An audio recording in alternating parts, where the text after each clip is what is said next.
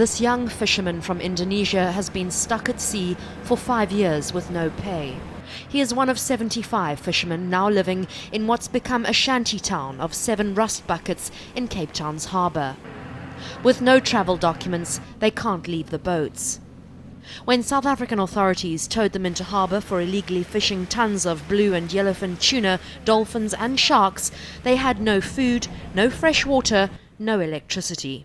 The Taiwanese boat owners and agents have abandoned the crew and they're stranded here with nothing. We have to drive in secret to find these boats in a restricted area.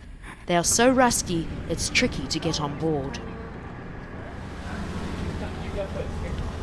Okay. This is the sleeping shoes off. Okay. I'm going down into this tiny space now, which is where the crew are living.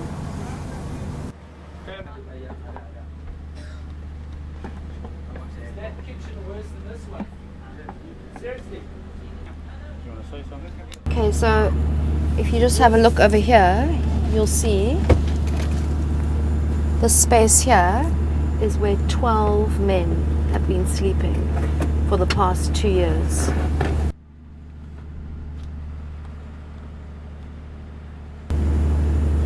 And the conditions are horrendous. There's no air in here, there are no portholes, there's no light. 12 men squashed into this small area. Is the emotion about it? This is the kitchen. And this, the toilet. This bowl of rice, it's the only thing that the only food that the crew had left when the authorities came on board. The crew hadn't eaten for 3 days. Maritime lawyer Alan Goldberg is working with the International Transport Workers Federation and a Muslim NGO to buy a bit of food and water for the crew. They're the unpaid slaves in a fishing cartel where a Taiwanese mothership collects their illegal catch and drops off supplies out at sea so that they will never be detected.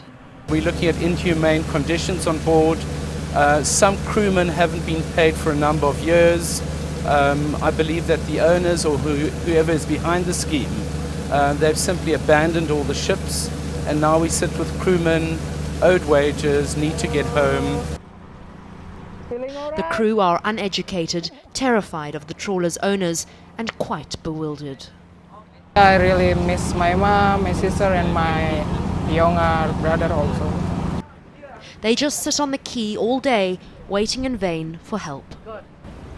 This crew will have to carry on living in these terrible conditions until somebody gets them tickets home back to Indonesia. That could take several months. Anneke Larsen, Cape Town.